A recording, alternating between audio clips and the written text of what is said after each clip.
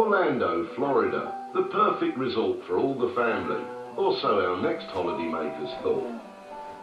Barry and Alison Carruth and their 16-year-old son Ryan booked a 2 weeks air tours package at the Enclave Suites. Sharing their apartment was their pregnant daughter Lorna, her husband David Gordon and their 2-year-old son Matthew.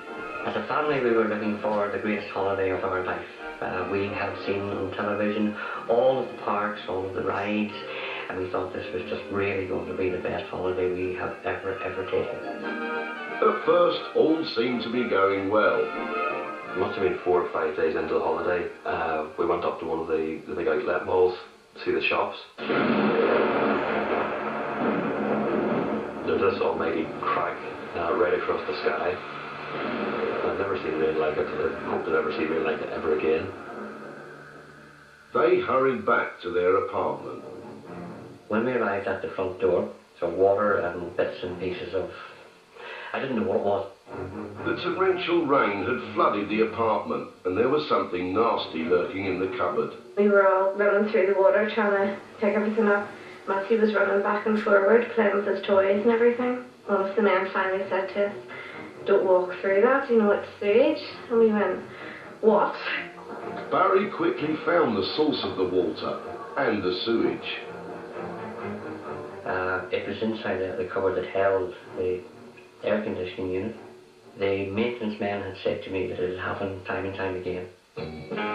Complaint number 1. Time to move to apartment number 2. The new apartment at first seemed to be okay, you know, it seemed to be fine. Moved everything into the living room, you know, being 6 months pregnant, I was knackered. But with just enough energy left, they went to a local restaurant to celebrate their successful move. And when we came back from the meal, it had been quite late, so we tried to get Matthew into bed. We then, shortly after that, went into bed ourselves. And there was loud music, very loud music, coming from the apartment next door.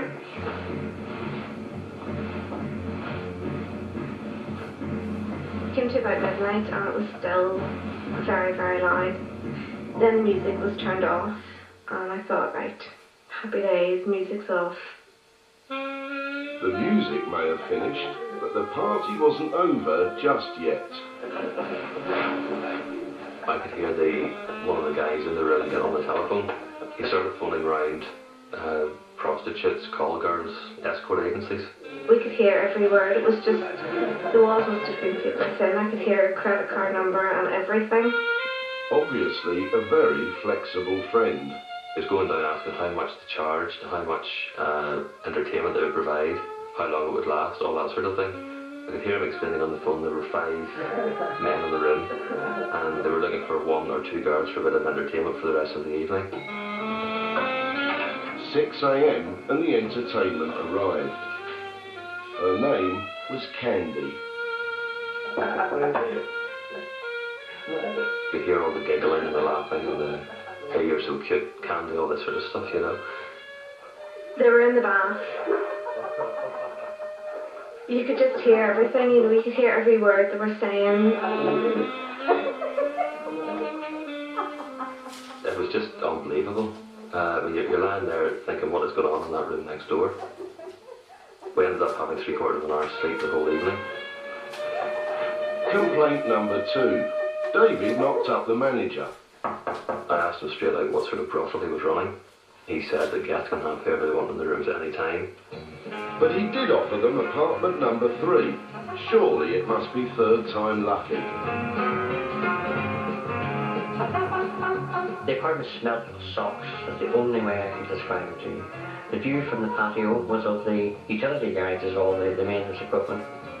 So no luck there. Day 11, and it was off to apartment number 4. The next one that they showed us looked to be a nice apartment. The only thing was it was on the 9th floor. They moved in anyway. But that night, in the kitchen, an unwanted visitor arrived. I've never, ever seen a cockroach the size of a matchbox with its legs hanging out. He and I did battle, and fortunately for me, I won. Battle-weary, they put in another complaint, but there was no energy left to move again. They decided to stay put. You don't want to spend your whole holiday packing and repacking and moving rooms, and it just was a nightmare. They finally left the Enclave Suites bitterly disappointed. Personally, I was devastated. I just could not believe that anything could have turned out so bad. The Carruth party paid £3,657 for their holiday. Air Tours say they are in the process of offering a refund and that the Enclave Suite apartments are undergoing refurbishment.